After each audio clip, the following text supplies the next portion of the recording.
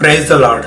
ఈరోజు దేవుని మాట ద్వితీయోపదేశ కాండము 19వ అధ్యాయము 8-10. దేవుడు మనకిచ్చిన వాగ్దానాలు కానీ ఆయన వాక్య భాగంలో ఉన్న వాగ్దానాలు కానీ మన జీవితంలో నెరవేరాలంటే ఖచ్చితంగా మనము దేవుని ఆజ్ఞలు పాటించాలని దేవుని వాక్యము సెలవిస్తోంది. కొన్నిసార్లు దేవుడు మనలను దీనమైన స్థితిలో నడిపించవచ్చు. ఆ విధంగా మనము ఆయనకు దగ్గరగా నడవాలని దేవుడు నిర్ణయిస్తాడు. కానీ ఉద్దేశపూర్వకంగా ప్రతినిత్యము పాపము చేసే వారి జీవితాలలో ఆయన వాగ్దానాలు, ఆయన దీవెనలు ఫలించవని మనము తెలుసుకోవాలి. ఇదే విషయాన్ని మోషే ఇశ్రాయేలు ప్రజలకు ఎన్నోసార్లు ఉపదేశించాడు. అంతేకాకుండా వారు దేవుని ఆజ్ఞలు పాటిస్తూ పరిశుద్ధంగా ఉండాలని వారిని హెచ్చరించాడు. ఆ విధంగా లేని పక్షంలో వారికి కలిగే నష్టాలను దేవుడు మోషే ద్వారా వెల్లడి చేశాడు. దేవుడు పాపమును క్షమిస్తాడు, కానీ నిర్లక్ష్యమును, ఆయన ఆజ్ఞలను తేలికగా తీసుకునే స్వభావమును